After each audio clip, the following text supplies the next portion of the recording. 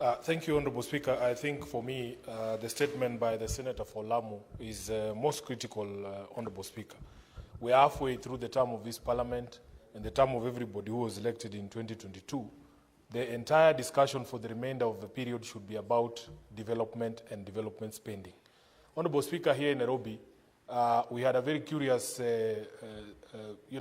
information from the Control of Budget that in fact the County of Nairobi had spent zero on development in the last financial year.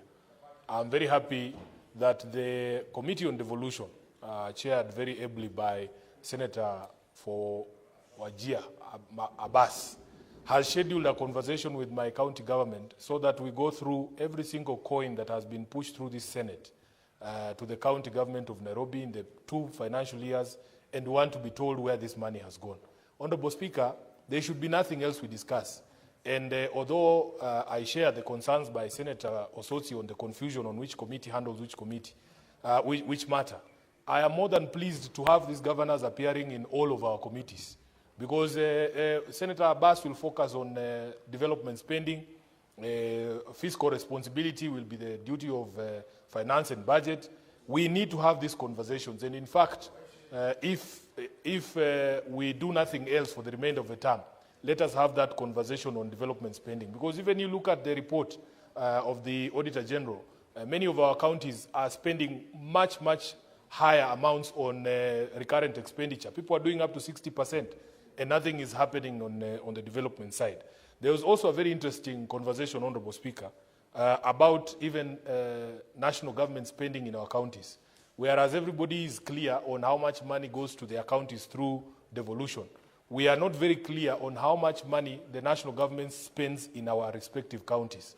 And I would want that the Finance Committee focuses even on that, Honourable Speaker. We want to know of the entire amount of money, the 2 trillion Kenyan shillings that is reserved to the national government, how much money has been spent in my county on roads, for instance, on education, because I saw the president around, and most of the projects he was launching were projects that were either undertaken by the county government or by the national government CDF through the members of parliament. We want to know his Ministry of Sports, for instance, or tourism, or even public works, how much money of the national government share has been spent in our individual counties, because that is the only way, Honourable Speaker, we can ascertain that there is equity in spending of national resources, especially remembering that national government will borrow without any reference to the county governments or indeed this house. But that spending, we have no sight over it.